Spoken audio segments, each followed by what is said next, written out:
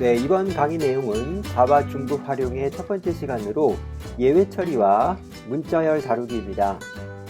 예외 처리는 에러하고는 조금 다른 것으로 프로그램이 실행되는 과정에 발생할 수 있는 말 그대로 예외적인 상황을 미리 대비해서 프로그래밍하는 기법을 얘기합니다. 자바에서는 특정 라이브러리들을 사용을 할 때 발생할 수 있는 예외 상황들을 강제로 프로그램에서 처리할 수 있도록 하기 때문에 반드시 알아야 되는 부분입니다.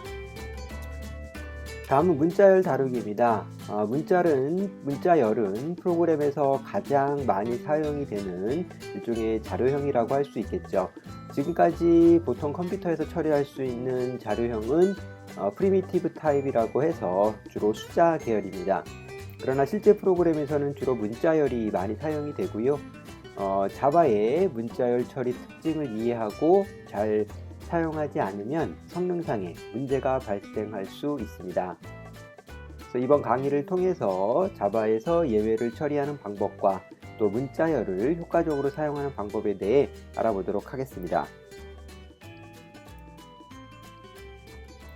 네, 저희 짤국배 온라인 강좌 사이트에 프로그래밍 언어 자바 파트 1에 자바 중급 활용 시작하도록 하겠습니다. 자, 여러분들이 아마 한 번쯤 봤을 수도 있을 텐데요. 예외 처리는 보통 우리가 이제 트라이, 캐치, 또 스루즈, 스루와 같은 키워드를 사용을 해서 예외 처리를 하게 되어 있습니다. 그래서 이런 예외 처리를 왜 해줘야 되는지 또 어떻게 하는지에 대한 정확한 내용들을 배워보도록 하고 또 문자열에 대해서도 알아보도록 하겠습니다. 먼저 예외 처리입니다. 예외 처리는 앞에서 잠깐 이야기한 것처럼 자바 프로그램에서 프로그램 실행 중에 발생할 수 있는 예외적인 상황을 대비한 코드를 미리 만들어 두는 것을 얘기합니다.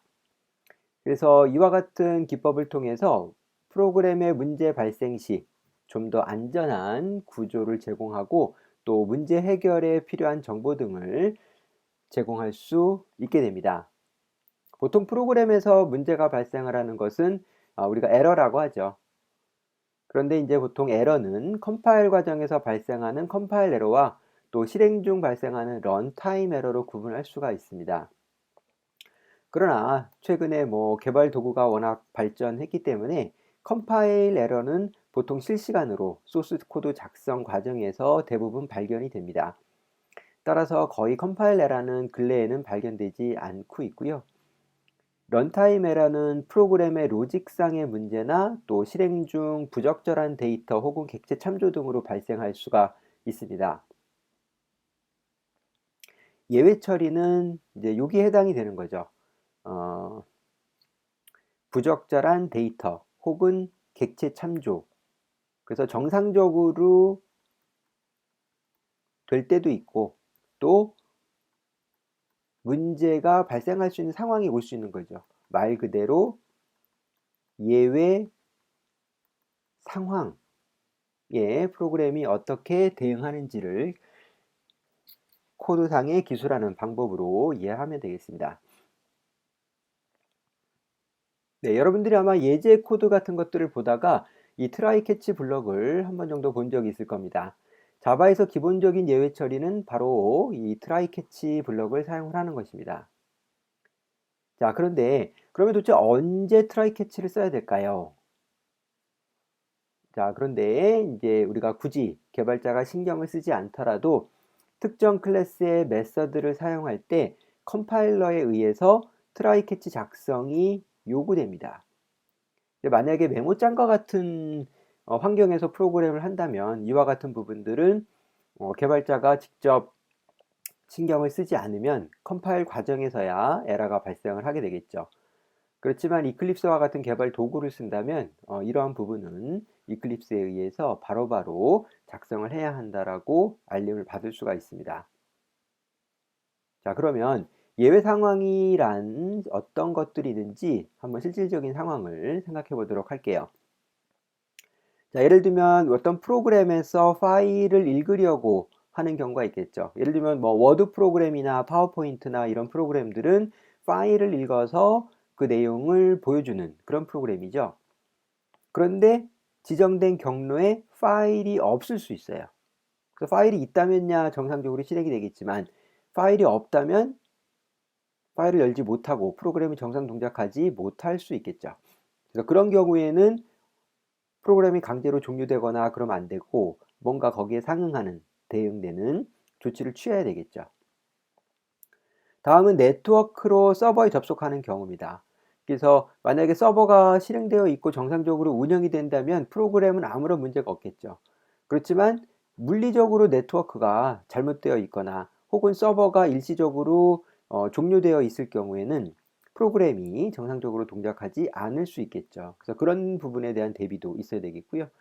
그 다음에 문자열 데이터를 읽어 객체의 참조를 구하는 경우나 혹은 이제 이건 무슨 얘기냐면 특정 객체를 로딩하기 위한 정보가 이렇게 문자열 파라미터로 들어가는 형태들이 좀 있습니다. 그러면 여기에 있는 정보를 읽어서 특정 객체를 생성하거나 해야 되는데 문자열 안에 있는 내용은 일반적으로 검증이 되지 않죠. 네, 검증이 되지 않습니다. 네, 그래서 이제 그와 관련해서도 예외 처리를 해야 되고요. 또 정수를 0으로 나누는 경우, 뭐 이런 다양한 경우들이 예외 상황이라고 얘기를 할 수 있습니다. 자, 이러한 예외들은 우리가 메서드에 throughs 구문을 추가해서 특정 예외 상황 처리를 강제하게 됩니다. 그래서 만약에 여러분들이 어떤 메서드를 만들면서 여기다가 throughs 특정 exception을 하게 되면 이 메서드를 A라는 메서드가 있을 때 이 메서드를 콜할 때 호출하는 쪽에서 반드시 이 exception에 대한 처리를 해줘야 되는 것이 되죠. 자, 뒤에서 예제와 함께 좀 더 자세한 내용들을 알아보도록 할게요. 자바의 예외 처리 유형은 체크드 익셉션과 언체크드 익셉션이 있는데요. 체크드 익셉션은 익셉션 클래스를 상속받아 구현된 클래스를 말하는 것으로 컴파일러에 의해 강제로 예외 처리가 요구됩니다. 앞에 설명했던 그런 내용들이 기본적으로 체크드 익셉션에 해당이 되는 거고요. 언체크드 익셉션은 런타임 익셉션이라는 클래스를 받아서 상속받아서 구현된 예외 클래스를 스루즈 하는 경우에 해당이 되는 거고요. 이 경우에는 강제로 예외 처리가 요구되진 않지만 필요하다면 우리가 똑같이 트라이 캐치로 예외 처리를 할 수 있습니다. 자, 그러면 간단한 실습을 통해서 예외 처리가 어떻게 이루어지는지 한번 알아볼게요. 자, 다음과 같은 소스 코드가 있다라고 가정을 하겠습니다. 여기서는 파일 클래스를 이용을 해서 파일을 하나 읽습니다. 그리고 우리가 키보드 입력할 때 배웠던 스캐너 클래스를 이용을 해서 파일로부터 데이터를 읽을 수 있는 스캐너 객체를 하나 생성을 했습니다. 자, 그리고 루프를 돌면서 스캐너로부터 데이터를 읽어서 계속 출력해주는 그런 코드입니다. 자, 이 코드는 매우 간결하고 아무런 문제가 없는 코드인데요. 단 하나의 문제가 있죠. 바로 이 파일이 존재하지 않았을 때가 문제가 됩니다. 이 파일이 존재하지 않았을 때, 이 파일이 존재하지 않으면 우리가 제대로 된 그러니까 입력을 받아야 되는데 입력되는 곳이 실질적으로 파일이 없기 때문에 이제 문제가 발생할 수 있겠죠. 널 객체를 참조한다거나 뭐 이런 부분들이 발생을 할 수 있겠습니다. 그래서 이제 그런 부분에 대한 처리를 여기서 해줘야지 되겠고요. 네, 이와 같은 코드를 작성하게 되면 이클립스에서 에러 처리, 트라이 캐치, 익셉션 처리를 해야 된다라는 경고 메시지를 볼 수가 있습니다. 자, 한번 볼게요. 네, 지금 앞에서 봤던 바로 그 동일한 코드인데요. 지금 이제 우리가 요 스캐너 클래스에서 파일 객체를 참조하는데 바로 이제 여기에서 unhandled exception type file not found exception이라는 메시지를 볼 수가 있습니다. 요거 이제 에러로 처리가 되기 때문에 이 문제를 해결해 주지 않으면 실행이 안 되죠. 컴파일이 안 되기 때문에. 자, 이클립스에서 제안하는 두 가지 방법이 있는데요. 하나는 add through declaration, 즉 through 구문을 메서드 선언부에 추가해 주는 것이고요. 이것은 현재 클래스에서 해당 익셉션을 처리하지 않겠다라는 의미도 되고, 현재 메서드를 호출하는 경우 반드시 그 해당 익셉션을 처리해야 된다라는 의미도 됩니다. 그리고 try catch로 감싸는 방법이 있죠. 그래서 이제 일반적으로는 try catch를 감싸는 방법을 씁니다. 그러나 정책적으로 우리가 현재 클래스, 현재 메서드에서 해당 익셉션에 대한 처리를 굳이 할 필요가 없다라고 하면 through 구문을 추가해서 메서드를 호출하는 쪽에서 익셉션 처리를 하게끔 유도할 수 있습니다. 예, 그럼 try catch로 처리를 한번 해보죠. 그래서 요거 클릭을 하게 되면은 네, 자동으로 이클립스가 코드를 이렇게 개선을 해주게 됩니다. 자, 여기 보면은 캐치 구문, 트라이 구문, 그래서 new scanner 파일, 여기서 이제 파일로부터 스캐너 객체를 만들려고 하니 요 부분이 파일이 없을 수도 있다라는 거죠. 파일 not found exception이 발생할 수 있다라는 거예요. 그래서 만약에 요 메서드를 수행하다가 파일 not found exception이 발생을 하면 코드가 일로 갑니다. 그리고 이제 아래로 내려가지 않게 되는 거죠. 자, 그래서 코드를 잘 조정해서 해야 되고요. 그 다음에 특히 이제 여기에서는 while 구문을 이용해서 출력하는 부분에 여기 스캐너가 또 문제가 되죠. 네, 왜 문제가 되냐면 스캐너를 여기 선언해 놓고 실질적으로 스캐너 객체는 예외 처리로 인해서 생성이 될 수도 생성이 되지 않을 수도 있는 것이죠. 그렇기 때문에 여기서 익셉션 처리가 되어서 객체가 초기화될 수 없기 때문에 스캐너에다가 이렇게 초기 값을 넣어줘야지 되겠죠. 그렇지 않으면 문제 해결이 안 되겠죠. 자, 그래서 이렇게 해줄 수도 있고요. 그 다음에 이제 만약에 요 코드가 요 익셉션을 발생할 수 있는 코드와 밀접하게 연관이 있다면 해당 블럭에 같이 넣어줄 수도 있습니다. 이 경우에는 이제 만약에 이거를 이렇게 또 다시 지우게 되면 이제 이 경우에는 문제가 되지 않아요. 어차피 같은 블럭 내에서 초기화가 이루어지는 부분이기 때문에. 자, 그래서 이렇게 익셉션 처리를 해주는 것이고요. 자, 이제 만약에 한번 실행을 하게 되면 네, test.txt라는 파일을 찾을 수 없습니다 라고 에러가 발생을 하는 것을 볼 수 있죠. exception 처리가 된 겁니다. 그래서 file not found exception이 발생했다고 하는 거죠. 그래 이제 만약에 파일이 있으면 발생하지 않겠죠. 자, 한번 파일을 만들어 볼까요? test.txt.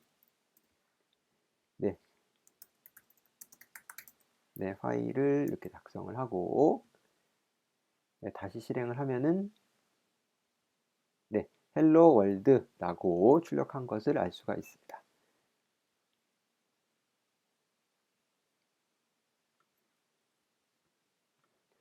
자, 그 다음에 익셉션 처리와 관련해서 조금만 더 들어가 볼까요?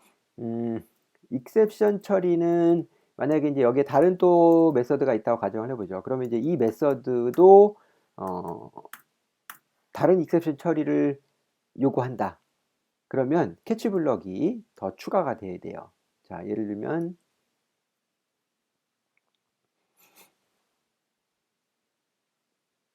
네, 이와 같은 경우가 되겠죠. 여기 이제 보시면은 지금 트라이 블럭에서 메서드 하나가 호출이 되고요. 그 다음에 또 다른 트라이 블럭에서 또 다른 메서드가 호출됩니다. 왜냐하면 얘는 AAA exception이라는 걸 처리해야 되고 얘는 BBB exception이라는 처리해야 됩니다. 서로 다른 익셉션의 종류이기 때문에 트라이 캐치가 이렇게 서로 분리가 되어 있죠. 근데 이제 이렇게 작성하면 코드가 매우 복잡하고 보기가 좋지 않기 때문에 우리가 이렇게 모아서 작성을 할 수가 있습니다. 코드를 그대로 두고 캐치 블럭만 추가하는 것이죠. 그러면 만약에 뭐 1이 됐던 2가 됐던 AAA 익셉션이 발생하면은 요 캐치 블럭으로 가고, 그 다음에 BBB가 발생하면 여기로 가고, 예, 자 이제 이렇게 처리를 분기시킬 수도 있습니다. 아니면 조금 더 단순하게 표현을 한다 그러면 이와 같은 방식으로 여러분들이 여러 개의 익셉션을 하나의 캐치 코드 안에 넣을 수도 있습니다. 이제 이 경우에 만일 두 예외가 부모 자식 간이라면 부모 클래스만 명시해 주면 되겠습니다. 자, 그리고 경우에 따라서는 각각의 익셉션을 처리해 주는 게 별 의미가 없는 경우도 있어요. 우리가 요 상황에서 이런 경우에는 뭐 A라는 처리를 꼭 해야 되고, 요 상황에서는 꼭 이 처리를 해야 된다라고 한다면 이렇게 분리를 해줘야 되지만, 이런 경우든 우리는 공통적으로 하나의 방법으로 처리를 하겠다. 보통 뭐 특별한 경우가 아니고 프로그램에서 단순히 발생하는 익셉션이라면 보통은 이제 메시지 출력을 합니다. 현재 익셉션에 대한 이제 트레이시 추적 메시지를 처리를 하는데, 뭐 그런 정도 코드만 들어간다고 하면 굳이 이제 예외를 분리하지 않고 그냥 묶어서, 네, 익셉션의 최상위 클래스인 익셉션 클래스, 모든 예외 클래스의 최상위 클래스인 익셉션 클래스에 대한 캐치 하나만 처리해도 되죠. 그렇지만 이제 이 경우에는 예외 상황에 대해서 구체적으로 처리할 수가 없기 때문에 이제 그런 부분들은 앞에서 설명드린 것처럼 구분해서 해주는 것이 더 좋겠죠. 자, 그 다음에 예외 처리를 하는 데 있어서 이제 코드들이 차례대로 실행이 되다가 예외가 발생한 구문 이후의 코드들은 실행되지 않아요. 그리고 캐치 블럭에서 해당 예외 처리를 따르게 됩니다. 그래서 앞의 예제에서 메서드 안에서 익셉션이 발생이 되었다면, 그렇죠? 예, 요거는 실행이 되지 않는다. 그렇게 이해를 하면 되겠습니다. 자, 그리고 보통 예외 처리 블럭에서는 예외 상황 처리 추적을 위해서 exception의 print stack trace라는 메서드를 이용을 해서 콘솔에 예외 상황을 좀 더 자세하게 출력하게 됩니다. 다음은 final인데요. final는 이제 예외가 발생한 경우 혹은 발생하지 않은 경우 모두 수행되는 블럭이에요. 그래서 아까 이제 이 코드에서 AAA exception이 발생하거나 BBB exception이 발생하거나 그러면 이제 요 이후의 코드는 실행이 안 된다 그랬잖아요. 그런데 특정 exception이 발생을 했을 때, 특정 exception이 발생을 했을 때 해당 exception이 실행이 되고 또 finally 구문도 실행이 되는 겁니다. 그래서 어떤 익셉션의 그 발생 여부, 즉 코드가 성공이나 실패 여부에 상관없이 반드시 실행되어야 되는 구문들이 있다면 finally에 넣어줘야 되죠. 그러니까 예를 들면은 뭐 이런 상황을 가정해 볼 수 있죠. 이 메소드 1이 네트워크를 통해서 데이터를 전송한다라고 가정을 해보죠. 자, 그래서 데이터를 전송했는데 그 데이터를 전송하고 실패를 했어요. 예, 실패를 했으면 실패를 했기 때문에 예를 들면은 뭐 그 실패에 대한 어떤 로그나 기록을 여기서 이제 남긴다라고 가정을 하고요. 그 다음에 성공을 했던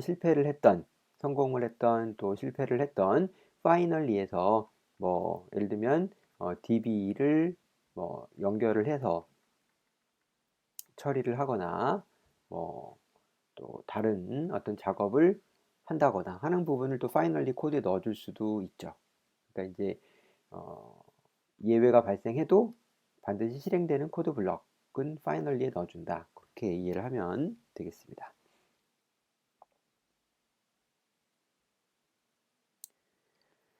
다음은 예외 던지기와 예외 클래스를 직접 만들어 보는 겁니다.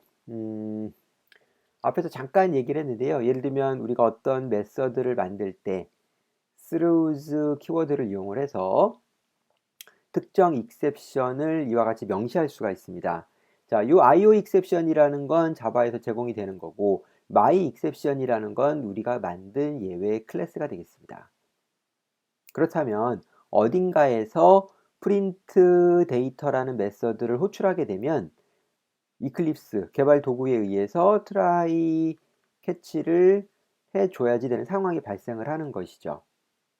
그리고 이 프린트 데이터라는 메서드의 코드 중간에 이제 문제 발생에 대한 처리가 있어야 돼요. 얘가 처리를 하다가 문제가 발생한 상황에 대해서는 그때는 이제 through 구문을 통해서 이제 이러한 익셉션이 발생될 수 있도록 코드를 또 작성을 해야 돼요. 네, 그래서 다음은 또 실제 예제를 통해 가지고 사용자 정의 예외 클래스를 직접 한번 구현하는 과정에서 through 구문과 또 through 구문의 사용을 알아보도록 하죠. 네, 자, 첫 번째 클래스는 사용자 정의 예외 클래스입니다. 네, myException이라는 클래스를 만들고요. 네, exception 클래스를 상속해서 만듭니다. 그래서 메시지를 출력할 수 있는 ex 메시지라는 변수를 하나 선언하고요. 생성자에서 이제 myException, myMessage에다가 myException 메시지를 찍고 그 다음에 전달된 파라미터 메시지를 출력하는 것으로 구현을 해놨습니다. 그리고 getMessage라는 메서드를 오버라이딩해서 현재 ex message를 리턴하는 형식으로 구현을 했습니다. 자, 그러면은 또 다른 클래스에서 어떻게 해당 메서드를 사용하는지 살펴보도록 하죠. 예, 클래스 인스턴스 생성을 하고요. 그 다음에 뭐 변수 하나 선언을 앱의 넘 변수, 이 변수에다가 2라는 값을 집어넣습니다. 그렇죠? 처음에 2라는 값이 들어가고, 자, 그 다음에 try app.doException. 자, 일단은 try를 만약에 여러분들이 작성하지 않고 app.doException까지만 합니다. 네, 그러면 이클립스에 의해서 우리가 doException이 myException 클래스를 through하고 있기 때문에 try catch를 해야 된다고 나오죠. 그래서 try catch 블럭을 넣고 문제가 생겼을 때 이렇게 출력을 하게끔 되어 있고요. doException에서는 어떻게 되어 있냐면 만약에 넘버 1일 경우, 넘이 1일 경우에는 OK이고 1이 아닌 경우에는 myException을 발생하게끔 하는 겁니다. 그렇죠. 자, 그렇게 되니까 현재 2를 넣겠죠. 예, 그러니까 당연히 여기가 아니고 여기에 걸릴 거예요. 예, 그래서 exception 메시지가 출력이 다음과 같이 되는 것을 확인할 수 있습니다. 자, 한번 코드를 볼까요? 네. myException, myException 클래스를 만들었고요. 자, 이 myException은 exception 상속 받고 있고 나머지 코드 아까 설명했던 것 같고요. myException 테스트 2에서 인스턴트 생성하고 이렇게 try catch 블럭을 넣었죠. 만약에 이제 이 부분을 try를 catch를 빼게 되면 exception 처리를 해야 된다고 나오죠. 네, 그래서 처리를 해주는 형식으로 만들어주면 되겠죠. 네. 자, 실행을 한번 해볼게요. 실행을 하면은